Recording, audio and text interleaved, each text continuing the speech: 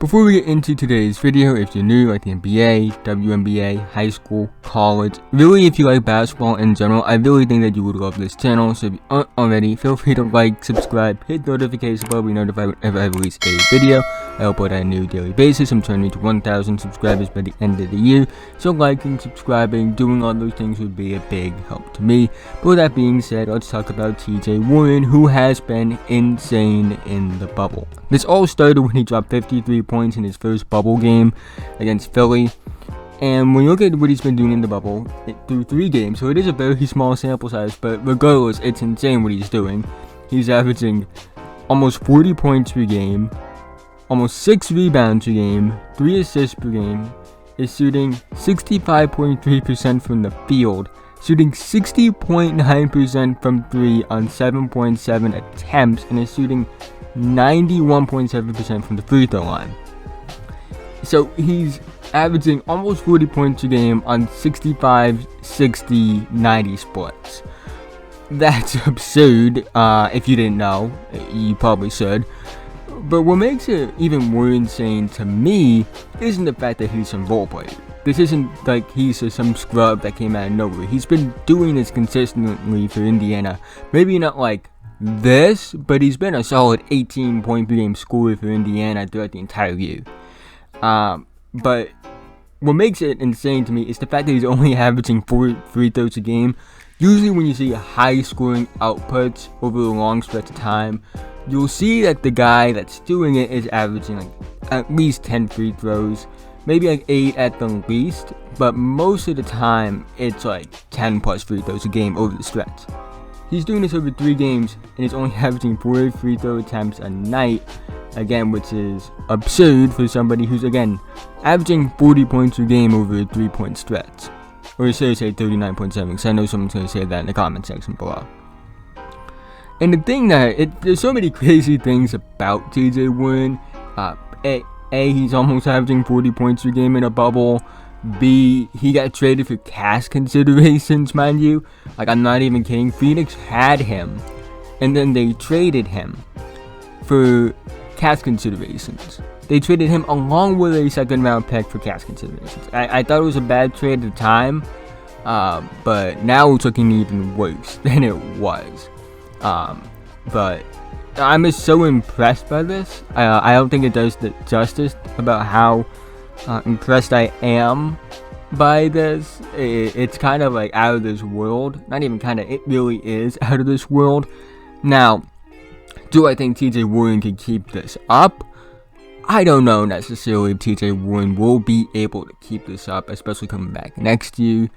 I do think though that this can solidify him as a really good player in the league.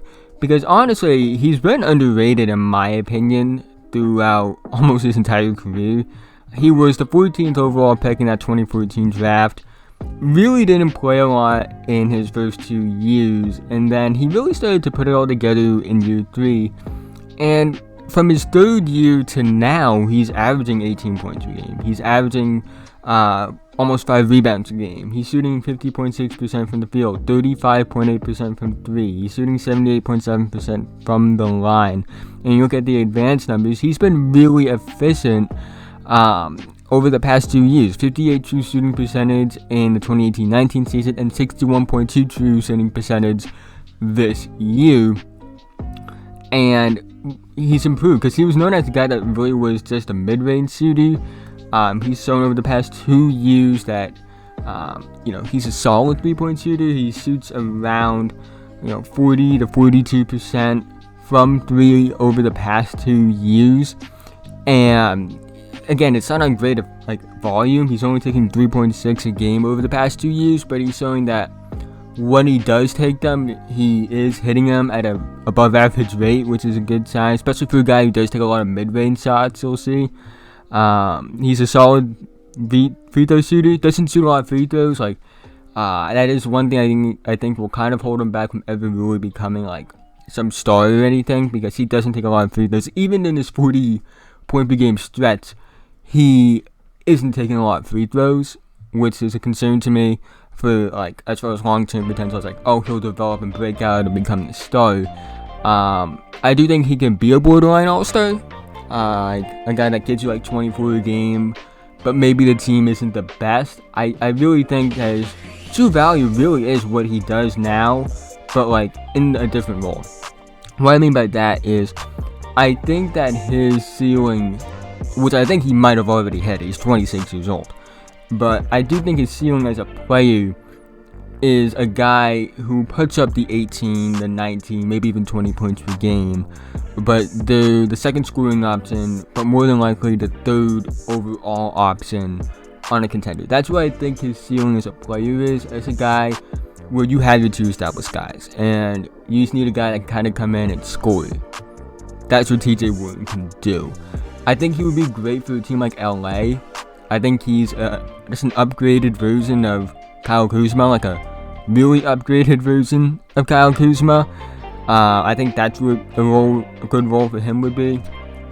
You know, it's just insane to think about what he's been doing in the bubble. Like when he dropped 53, I'm like, what? And then he had like almost another 40-point game, and then it's like, who does he think he is? Like, what's gotten into him? And I'm excited to see what he does. I hope he can keep this up in the bubble. You know, it should be fun. I think it's going to be something that isn't a long-term thing, though. And that's not saying like a bad thing, by the way. Like, it's not bad to say that a player can't sustain 40 points per game on 65, 60, 90 shooting splits. I do think, however, that going forward, this is a guy that will be viewed more highly because of his play in the bubble, and he'll be regarded as one of those guys like the Zach LaVine types, where it's like, yeah, they can put up big numbers on bad teams, but you know, they can still be like an 18 to 20 point per game scorer on a really good team. And I think that's what TJ Warren is, because he already is an 18 to 20 point per game scorer on a really good team. Indiana is an actual good team. I don't think they get the credit that they deserve. I don't think necessarily they're on the tier of a Toronto, or a Milwaukee, or a Boston, or even a Miami, but I do think that they're easily the 5th or 6th best team. I forgot to mention Philly in the teams of twos, that's in a tier above them, but they're definitely like in kind of in a tier of their own in the middle between like those top contenders in the East and like the teams that are really bad in the East. Like they're kind of in their own tier, like they're the solid team. They're the team that has a chance to make it to the conference finals, but depending on the road to the playoffs, they may not even make it out of the first or second round. That's the kind of team I think they are, and I think TJ Warren has been a really good player for a team like that. And I think he could put up the same numbers that he's putting up this season, not now, on a contender. Because if he was averaging 40 points per game on a contender, that means he'd be the best player in the league. But I do think what he's doing now, almost 20 points per game, 4 rebounds per game, like 1 assist per game, you know, 53% shooting from the field, 40% from 3, like 81% from the line. I think he could do that on a contender. That's the thing. Do I think he can hold up his play in the bubble? I don't know. Maybe he won't. Maybe he'll defy all the odds and become like the greatest scorer of all time. It's not out of the realm of possibility. We've seen crazier things happen. But I do think that it is kind of a fluky thing, but that's not saying it's a bad thing, because it's a fluke because like it's absurd production, but it doesn't mean he won't be a good producer for a long time. But with that being said, if you enjoyed today's video, feel free again to like, subscribe, do all those things. I know this was a bit more rambly. This isn't a scripted video like I usually do. I did want to talk about this, but I didn't feel like writing a script at all. But again, like, subscribe, help me reach 1,000 subscribers by the end of the year, and have a nice day.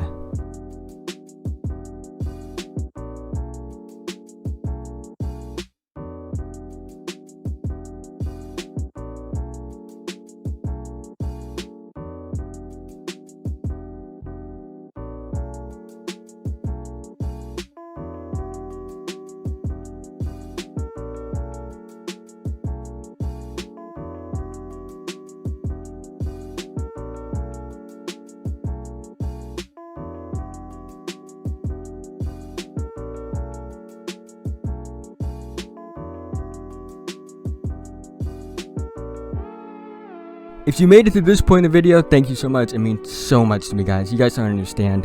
But again, thank you. Like and subscribe if you're new. Feel free to leave feedback in the comments section below. and I'll see you guys in the next video.